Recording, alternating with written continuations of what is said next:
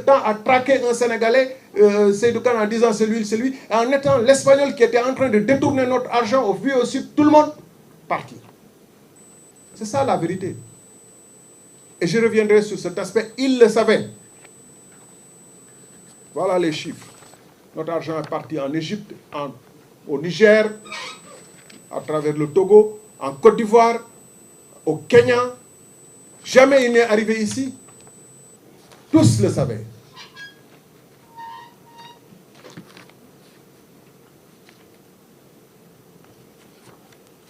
Et c'est pourquoi la SONAC n'a jamais répondu. C'est pourquoi ils ont inventé cette histoire de dérogation quand je vais soulever la question écrite et que j'étais venu ici même faire des conférences de presse.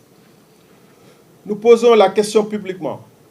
Pourquoi une même garantie, a-t-elle fait l'objet de 2 séries de paiements? Je dis on a payé une première série le 14 juin 2024, une deuxième série le 20 juin. Nous avons les factures, nous avons fait toutes les opérations, vérifications. Nous savons qu'il ne s'agit pas de doublons,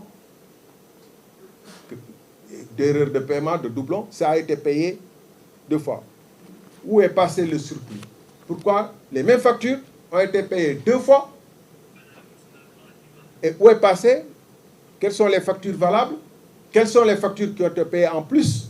Et si ça a été payé en plus, où est passé l'argent? C'est une question légitime. Mesdames, Messieurs, comme je viens de le dire, ce que nous venons de présenter, ce sont des faits bancaires irréfutables, datés, chiffrés, vérifiés, versés à une procédure judiciaire en cours. Et suffisamment grave, comme je l'ai dit, pour que AEPAO EPC refuse de répondre et disparaisse dans la nature. Les gens disent qu'il est en Grèce, d'autres il est au Maroc. Il refuse de répondre aux autorités espagnoles. S'il a pu fuir ici, disparaître, on ne sait pas si la section de recherche l'a convoqué. Si la section de la recherche l'a convoqué, il ne s'est pas présenté. Donc il se comporte avec de fortes présomptions de quelqu'un qui a des choses à se reprocher, quelqu'un qui a volé notre argent et qui est parti avec, quelqu'un qui est introuvable. Mais pourquoi ça a pu se passer? Pourquoi pendant qu'il s'acharnait contre un Sénégalais, en le traitant sur les indications de quelqu'un qui est louche comme ça, ils ont laissé ce monsieur partir? Ce que nous venons de vous présenter, ce sont des faits bancaires irréfutables, datés, chiffrés, vérifiés, versés à une procédure judiciaire en cours en Espagne. Ce n'est pas notre invention, c'est la justice espagnole qui nous a donné. Et ces faits racontent une histoire simple. L'argent destiné à électrifier des villages du Sénégal a été détourné vers d'autres comptes, répartis dans plusieurs pays, on vient de le voir. C'est la Coupe du monde de détournement. Aucun lien ne peut être établi entre ces comptes et l'électrification des villages du Sénégal, laquelle, de toute façon, n'a jamais démarré.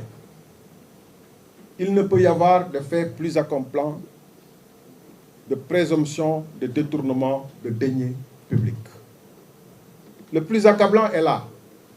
Les autorités sénégalaises disposaient d'indices forts et de signalements insistants de la part de leurs partenaires espagnols. Et elles ont choisi l'inaction. Pourquoi? Dans ce cas d'espèce, l'inaction peut relever de la complicité. Banco Santander elle-même a donné plusieurs alertes insistantes sur de possibles détournements de nos fonds dès le 5 septembre 2024. Face aux atermoiements des autorités sénégalaises, la CC, qui est l'organisme de garantie du commerce extérieur espagnol, s'est résolue à une mesure radicale et inhabituelle, la suspension des décaissements. Notre Cour suprême a évoqué dans sa décision du 21 novembre 2024 des soupçons de prévarication. De mon côté, j'ai saisi le ministre des Finances par une question écrite il y a exactement un an, le 12 juin 2025. La clameur publique s'est emparée de cette question. Qu'a fait l'État du Sénégal? Rien. Il n'a rien entrepris vis-à-vis de AEPAO pour savoir où sont passées nos ressources. Par son inaction, le gouvernement du Sénégal a permis à AEPAO de disparaître dans la nature. L'ASER a tout entrepris pour faire croire qu'un projet avorté s'est déroulé normalement sous nos yeux, y compris en entreprenant des tournées à l'intérieur du pays, des tournées de pur duperie pour bluffer l'opinion. L'ancien Premier ministre, qui prétend être l'homme le plus informé du Sénégal, sinon de l'Afrique, l'ancien Premier ministre a clamé publiquement qu'il n'y a aucun scandale Azer, à rebours de la clameur publique. Il a par la suite évoqué de simples retards douaniers, c'est consigné dans un communiqué du Conseil des ministres du 11 mars, quand le retard, le 11 mars 2026, donc il y a quelques mois, quand après près de 2 ans, le retard ne pouvait plus être masqué. Il a essayé de justifier par des problèmes purement douaniers, alors même qu'aucun matériel n'est parvenu au Sénégal.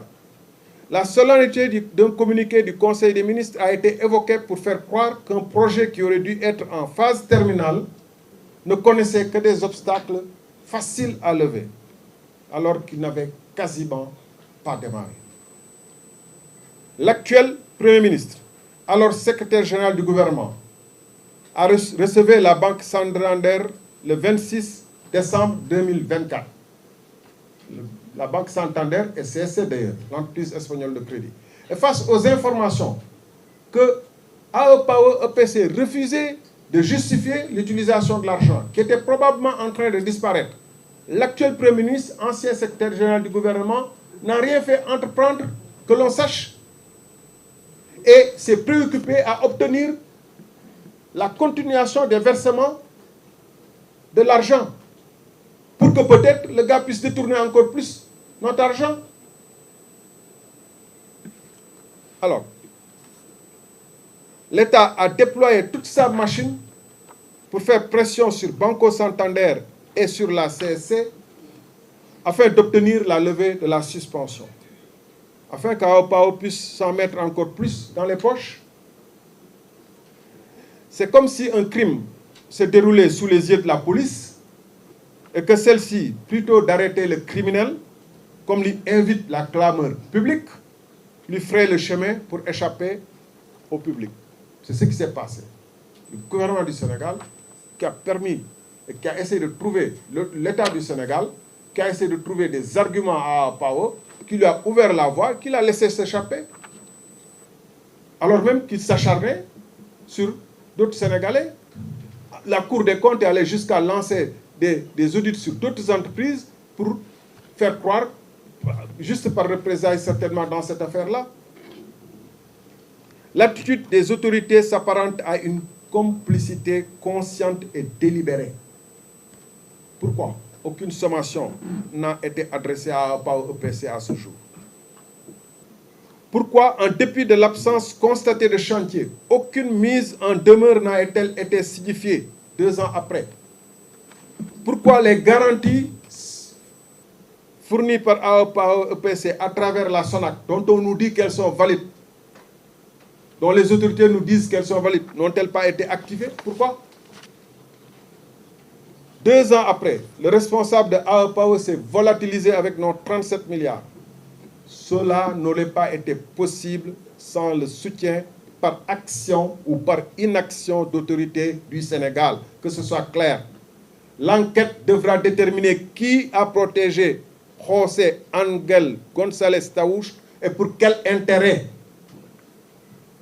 Parce que l'argent a disparu et il n'a pas disparu pour tout le monde. Parce qu'il y a des rumeurs qui circulent. Parce qu'on a entendu ici des noms qui ont été cités. C'est pourquoi Adama Gaye est parti. Parce qu'on a entendu des gens dire ici Boudéa Kolek et Ataï. Parce qu'on sait que cet argent n'est pas perdu pour tout le monde. Et parce que ce qui se passe est inadmissible dans un pays où on a pris Pape Malick Ndour, on laissait sans avoir des éléments plus clairs que ce qu'on est en train de donner ici. Pourquoi ils n'osent pas arrêter José? Fan la leen téye.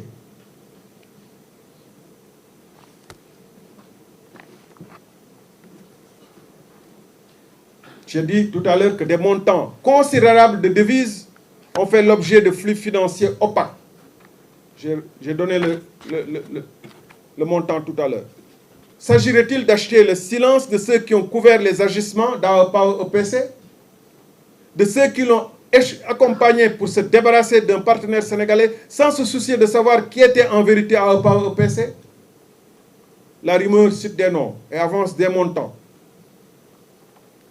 On verra maintenant ce que le pôle judiciaire financier qui s'est fendu récemment d'un communiqué va dire. Moi, ce que je constate, c'est que le pôle judiciaire financier, pour l'instant, fait des communiqués. Ils n'ont arrêté personne, ils n'ont interpellé personne. 2 ans après, c'est les Espagnols, c'est grâce aux Espagnols, 3 mois après avoir saisi la justice espagnole, qu'on peut avoir les éléments d'information que je vous délivrer. C'est pas sérieux. C'est l'argent des Sénégalais. Ça se passe au Sénégal, ça ne se passe pas en Espagne. Pourquoi l'Espagne est-elle plus prompte? Et nous avons eu raison de faire plus confiance à la justice espagnole. C'est dommage de le dire. Souverainisme là, ça doit se montrer.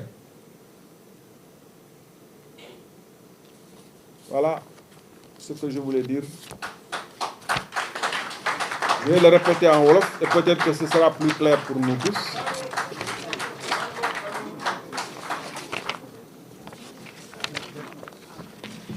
Nous avons Pape Mao Diouf moom ñu jàpp lu Pape Mao Diouf de Pape Mao Diouf, on n'est pas du même parti, mais ça m'écoeure qu'on emprisonne des Sénégalais qui ont osé dire certaines choses, alors même que ceux qu'on devait emprisonner sont dans la nature.